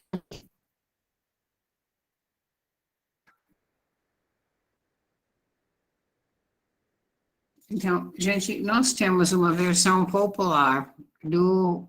Vocês estão me ouvindo ou não? Sim. Agora sim, mas estava cortando um pouco. Viviane, podem falar? Eu tô aqui, é que eu acho que você estava falhando, né? Quer que eu continue? Você pode continuar. Você quer mostrar a cartilha? Eu vou por aqui. Tá pequeno, mas depois eu vou mandar aqui no chat também. A gente, por conta do trabalho, né, de visibilizar mais a resolução 287, em parceria com um missionário do Cine do Nordeste, ele fez os quadrinhos da resolução, né? Então, pensando numa forma de acesso tanto para as comunidades, mas na verdade para todo mundo, porque o texto em si da resolução é difícil de entender, então acho que para todo mundo que está próximo das comunidades e não tem conhecimento na área do direito, a cartilha é bem interessante. Então, e aí a gente achou que, como uma possibilidade de tanto falar dos direitos que estão na 287, quanto poder usar isso como uma oportunidade de valorização das línguas indígenas. Então, a gente fez uma parceria com a Federal de Santa Maria, no programa de intérpretes indígenas, e fez a primeira versão em Caigangue. Quem traduziu foi o Gilney, que é Caigangue e faz medicina lá. E a outra versão em Guarani-Mibiá, que foi feita pelo Rodrigo, que é advogado e trabalha na Comissão Guarani-Vorupá. E aí é sobre um exercício importante de valorização da língua indígena, mas também de tentar levar mais próximo das comunidades. A gente fez uma última versão agora, mais recentemente, em espanhol, e vai tentar fazer em Kaiowá para justamente chegar no Mato Grosso do Sul e, né, no grande número de pessoas presas lá. E aí, a cartilha, enfim, eu mandei o link aqui do reportagem do CIMI, que tem disponível todas as cartilhas, mas a gente também pode, de repente, se vocês pensarem em algum tipo de articulação, enfim, né, a Defensoria tivesse interesse em enviar algumas e fazer essa troca. Porque é justamente isso, acho que mais do que falar, né, dessa parte teórica que a gente trouxe aqui, a gente vê que a aplicação da resolução ela caminha de acordo também com os contextos locais. Então, no Mato Grosso do Sul, por exemplo, na próxima semana a gente vai fazer um mutirão de atendimento em 3 penitenciárias de lá, para tentar mapear um pouco das demandas dos indígenas que estão presos. E daí tentar ligar também com o que a equipe de base do CIMI e de outras, né, organizações que participam tem de contato com a família dessas pessoas. Se elas já falaram com a família alguma vez, se elas têm alguma noção do processo, coisa do tipo. Aí a gente vai começar, semana que vem, a fazer essa primeira tentativa de mutirão só focado em pessoas indígenas lá, em uma parceria com a DPE, que tem o NUPIR, que é o Núcleo de Relações Raciais e, enfim, e étnicas da Defensoria, a DPU do Mato Grosso do Sul, a Pastoral Carcerária e outras entidades como o CIMI e outras entidades católicas. A gente vai fazer isso lá. Então, essa foi uma primeira... a gente tem feito reuniões, assim, de trocas para entender um pouco da realidade. E tem sido interessante justamente pelo que a Michael falou, porque conforme tem sido possível se movimentar mais na pandemia e agora também ter as visitas nas penitenciárias liberadas, a gente vê como está lá outra realidade. Então, uma missionária do Cine contou que estava numa penitenciária feminina lá e que uma moça que ela conversou não foi identificada pela unidade como indígena, como Guarani. Mas que falando com ela falou da aldeia, falou que ela era Guarani, enfim, né, o jeito de falar, só que é isso, só que naquele contexto ela estava invisibilizada. Então, acho que esse tipo de trabalho, ainda que seja meio que para entender o contexto, e aí, de repente, a gente pode, inclusive, compartilhar os dados que a gente tem e ver outros que a Defensoria pode coletar, assim, justamente entender quem são as pessoas que estão lá, né? E aí acho que isso vai implicar também entender o motivo que está levando elas lá para a prisão, né? Se são processos de criminalização clara, de luta pela terra, se é processos de outras situações que pode envolver violência, pode envolver várias coisas. e entender um pouco se aquela pessoa entende minimamente a situação, se ela teve direito a intérprete, não teve, e para daí pensar um pouco o que dá para se fazer, né? Inclusive questionar um pouco esses dados da SUSEP ou outras coisas. Então, no Mato Grosso do Sul, a gente tem feito assim. E, inclusive, assim, os dados do Mato Grosso do Sul são muito completos, mas acho que é justamente porque eles têm que lidar ali diretamente com a população, principalmente Guarani Kaiowá, Terena, que está presa lá. E aí lá a gente até desconfia um pouco, porque realmente é muito, muito de acordo com os parâmetros que tem que ter mesmo. Mas a penitenciária estadual de Dourados, por exemplo, na pandemia, teve quase metade dos indígenas presos lá contaminados por Covid, o que é super delicado, né? E a gente mapeou isso via lei de acesso à informação, assim, né?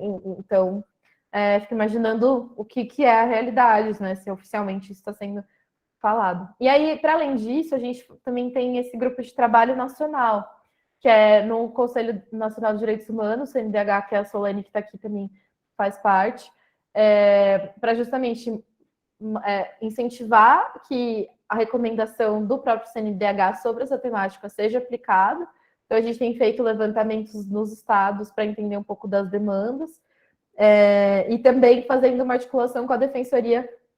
Aí eu vou errar o nome, mas acho que é CONDEG, que é Conselho Superior ou Corregedoria da Defensoria, para incentivar a criação de um protocolo nesse órgão superior da defesa, CONDEG, né, Tulene?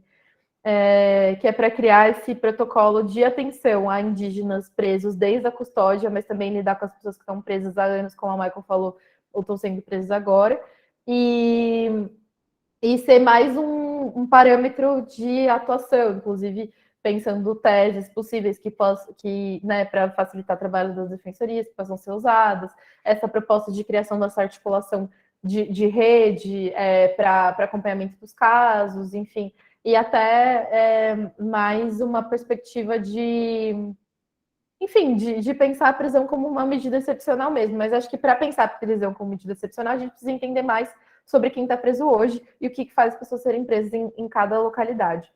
Mas eu vi que já falta 10 minutos para acabar e não queria que deixassem espaço para ninguém falar. Eu vou mandar aqui o link desse vídeo, que se alguém quiser assistir, que também é um vídeo sobre a resolução.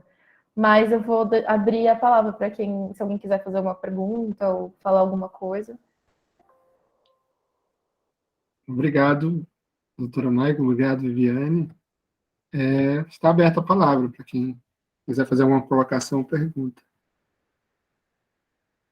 Eu, aproveitando assim, para animar as pessoas a irem se organizando, eu estava refletindo assim, se né, nesse diálogo com o DEG e outros espaços, de ver como a Defensoria Pública, com poder né, de requisição que possui, até foi né, atacado agora recentemente, mas foi confirmado, de se somar nesse esforço do CIMI e da congregação dessas informações sobre os indígenas encarcerados, né, para ter informações mais precisas, até para planejar a sua atuação. E também eu estava pensando na questão dos intérpretes, porque, claro, a resolução voltada para o Poder Judiciário, que tem que ter os intérpretes, mas quem está ali do lado para fazer o direito de defesa, e não só do indígena que está encarcerado, mas está respondendo, por exemplo, em liberdade, se era interessante também das defensorias se organizarem, de ter uma lista de intérpretes para estarem lidando com os indígenas acusados, presos ou não, e não só na hora da audiência, né, com o intérprete ali do Poder Judiciário, mas em outros momentos que possa para melhor organizar a defesa, né? Fiquei pensando nessas possibilidades. Está aberto ainda. Sim, e até aproveitando, Rodrigo, o núcleo lá do Mato Grosso do Sul tem intérprete, né? E tem essa proposta de ter essa aproximação com pessoas indígenas que possam auxiliar E eu vou colocar aqui no chat o curso que eu falei que já teve do TRF3 sobre interpretação forense, que eu acho que é um trabalho bem específico, né? Mas que eu acho que ajuda a gente a pensar não só na defesa de pessoas indígenas, mas de pessoas não brasileiras também, né? E aí eles fizeram esse curso para incentivar pessoas da região para se qualificar, de regiões diferentes, se qualificar para atuar como intérprete. E aí isso é uma outra coisa que eu lembrei, que a Federal de Santa Maria eu preciso confirmar se ainda está tendo, esse programa de intérpretes indígenas, que é justamente também era uma ideia de auxiliar os estudantes a se formarem e também depois poderem se alocar nos quadros do judiciário para atuar, inclusive, né, em apoio de audiência, enfim. Então, de repente, pode ser um espaço também para retomar ter esse diálogo, para ver se para a defensoria se aproximar desse programa, né? E às vezes ter estudante voluntário ajudando, depois com o tempo estruturar algum outro tipo de trabalho.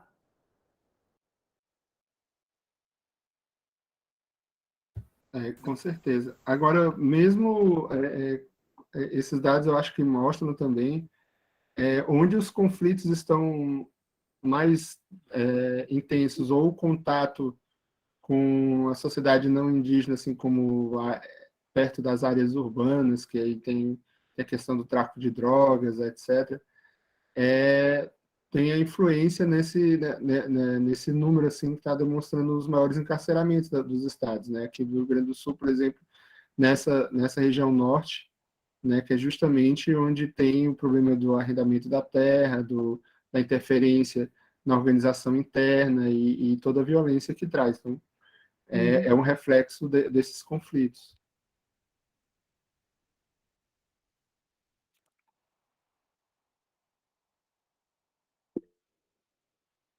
Por favor, Solene.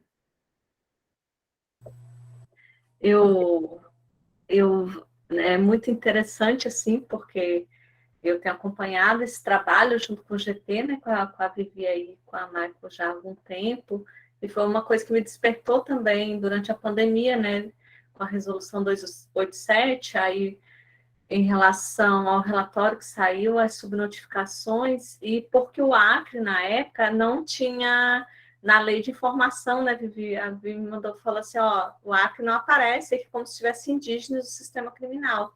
E eu já atendi os indígenas lá, né, então, assim, e várias situações, né, porque ali também, como tem, que eu acho que é o caso muito do Mato Grosso do Sul, de Rio Grande do Sul, que tem ali as fronteiras, né, que eles transversalizam as fronteiras, e não só as fronteiras internacionais, mas mesmo entre estados, né? Então é bem complicado, porque eles estão no estado e o processo correndo por outro estado, quer dizer, é uma confusão, preso lá no, né, com as questões da Amazônia, né? Eu peguei um caso de um indígena que havia sido preso no Acre, mas o processo estava correndo pelo Amazonas, né? A gente não conseguia localizar o processo e não sabia se estava pela DPS, se estava pela DPU. E aí também o sistema federal ainda não é digitalizado, né? Não são programas online, então assim, a dificuldade de mandar o alvará de soltura, quer dizer, foi um trabalho de rede que a gente conseguiu localizar o processo para conseguir enviar o alvará. Mas eu acho que a resolução ela traz, né, já essa discussão e ampliando bastante tudo isso, né? E acredito que vai avançar muito agora também com os protocolos, né, dentro a gente começar a discutir dentro das defensorias, né, que ainda não discutem, mesmo com a resolução. E eu também peguei um caso lá no interior do Acre, que é o que eu agora trabalho meu mestrado, e a juíza, ela coloca silvícola, né? Ela ainda usa esses termos absurdos, né? Que a gente fala assim, parece que a gente está falando assim. Às vezes a gente começa a falar entre nós, assim, eu falo, gente, parece que a gente está. Mas aí a gente vai falar em outros espaços, as pessoas ainda fazem esse tipo de, né, usa esse tipo de termo, fazem umas perguntas que a gente fala, gente, não cabe mais, né? A gente está falando sobre, mas ainda é um processo pedagógico, é um processo de formação, por isso é tão importante aquilo, as oficinas, né, Rodrigo? Parabéns aí, parabéns pela oficina. Obrigado, Solene. Vinícius? Rodrigão e Michael, eu vou tentar aparecer aqui, mas eu estou tá bem complicado aqui. Não, eu queria dizer o seguinte, que acho que o Rodrigo colocou alguns pontos que são importantíssimos como propostas, né? Que precisam ser colocadas no papel, sistematizadas. Eu acho que essa é uma tarefa importante sobre essa temática, né?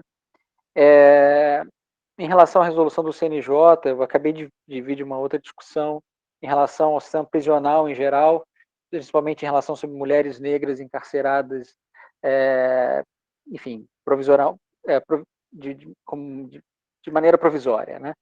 Por exemplo, no Rio de Janeiro, a gente tem uma avaliação de que a capilaridade ou a aceitação das resoluções do CNJ são mínimas, né? Os TJs têm uma dificuldade muito grande em entender que aquilo é aplicável, que aquilo é jurisprudência, enfim, que aquilo precisa ser norma válida, né?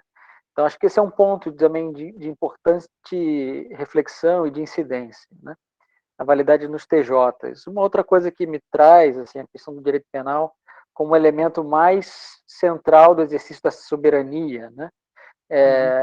Enfim, e como que o debate da soberania ele é por vezes trazido para impedir o avanço de um debate de um pluralismo jurídico, uma capacidade da gente entender que os indígenas produzem suas próprias leis, suas próprias formas de resolução de conflito, sua própria normatividade.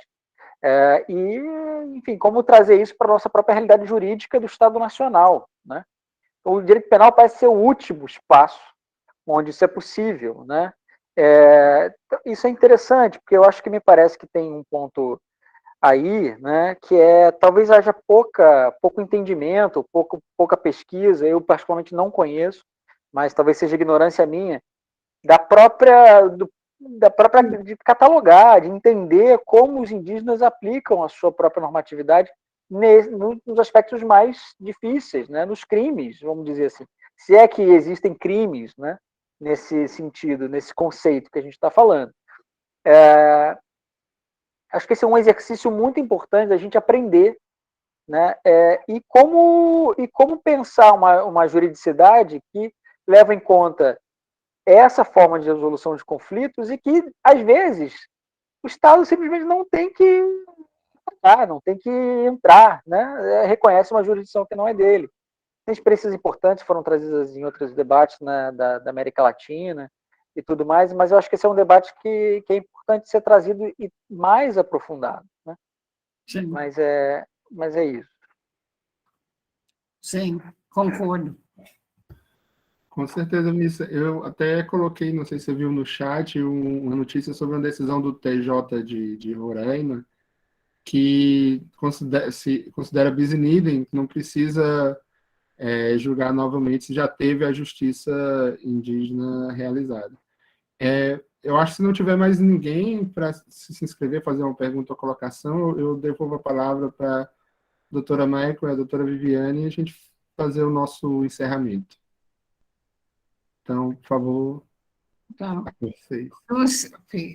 primeira, eu só quero dizer, sem a defensoria, este não vai sair do papel.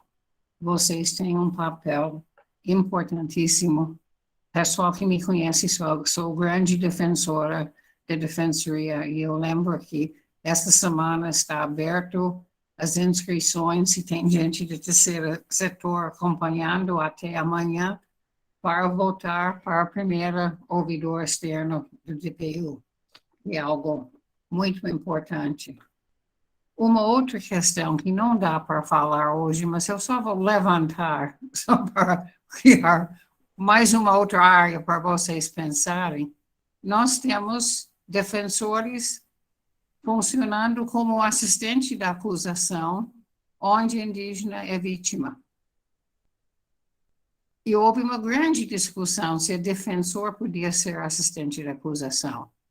Mas ela está defendendo os direitos dos indígenas, reconhecendo a vítima. Era a maneira que ele foi reconhecido para ser aceito.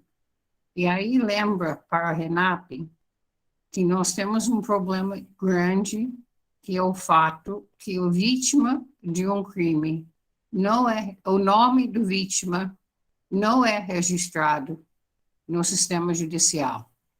Então, se você não tem o nome do autor do crime, você não consegue saber o crime. E isso é muito importante com o negro, indígena, esses crimes das populações vulneráveis. Se você não registra o nome da vítima, você não tem como encontrar o processo. E isso eu acho que é algo que poderia trabalhar. Eu agradeço vocês por esta oportunidade. Ainda essa semana, um outro colega nosso vai falar na Defensoria Pública da Amazonas.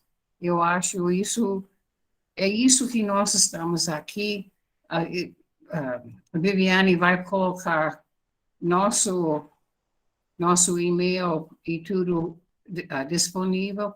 Nós estamos, se vocês têm uma questão, tem um processo que está com problema, podem nos ligar, a gente conversa, discute. Estamos aqui para ajudar vocês. Obrigada pela oportunidade. Vivi? Eu também só queria agradecer, e até acho que essa fala última do Vinícius daria para discutir bastante tempo, porque tem toda essa perspectiva, né, da gente pensar não só a justiça criminal, mas o acesso à justiça em si para os povos tradicionais e levando em consideração a forma de organização. E que, às vezes, a forma de organização não é, né, só pensar quem vive na aldeia, mas pode ser, inclusive, por exemplo, quem está nas cidades. E a gente tem muito acompanhado esse movimento aqui com a equipe do CIMI de São Paulo, por exemplo, das questões que envolvem a justiça criminal, outros temas, dos pancararu, que migram de Pernambuco para São Paulo e ficam nesse movimento, e que vivem nas periferias de São Paulo, e que os filhos das pessoas que exercem a cultura estão sendo presos como jovens negros da periferia, mas não necessariamente como indígenas, né? Como pancararus. E acho que essa reflexão, assim, de pensar a tradicionalidade, né, e como levar ela para a justiça entender, e pensar que é possível que a justiça né, a justiça, por exemplo, dos Kaiowá, enfim, dos Pancararu poderia ser soberana por si só, uma super conversa, assim, que seria bem interessante, inclusive para a gente pensar não sei se nesse curso tem algum módulo que vai falar sobre consulta prévia, mas também pensar na inclusão da consulta, de pensar essas questões de resolução de conflito na consulta prévia das comunidades, né? Como é que uma comunidade se prepara para receber uma polícia lá? A polícia pode só entrar? Não, né? E aí acho que esse tipo de documento de mobilização do protocolo de consulta, que em geral é pensado mais para grandes empreendimentos, que é óbvio, né, que as comunidades precisam ter aquilo mínimo para se respaldar, mas também pode ser pensado para pensar a resolução de conflitos e incentivar, inclusive, a formação das comunidades ali para lidarem com suas questões, assim, e não só a formação das comunidades, né, mas, na verdade, a formação do judiciário para aceitar a forma que as comunidades lidam com suas questões. E que nem sempre vai ser o ideal e que não tem resposta certa para nada. Acho que isso é um aprendizado que a gente tem tido, né? Reforçando o que a Michael falou, eu coloquei aqui o e-mail do projeto que a gente usa, que é o do ADD, e eu coloquei o meu telefone, depois posso passar o da Michael também, que eu não sabia agora de cabeça. Mas a gente está super à disposição para conversar, trocar ideias sobre casos, outros materiais, decisões, enfim. E agradecer mais uma vez estar todo mundo aqui até essa hora e ouvindo a gente. Foi uma experiência muito legal. Valeu, boa noite. Obrigado, nós que agradecemos. E vai ter um momento, dia 10 de maio, com a professora Aline Amin, sobre a questão da consulta e o consentimento. Legal. Bom, obrigado a todos e todas. E Tchau, até gente. dia Boa 28. noite. Valeu, grande abraço. Obrigada.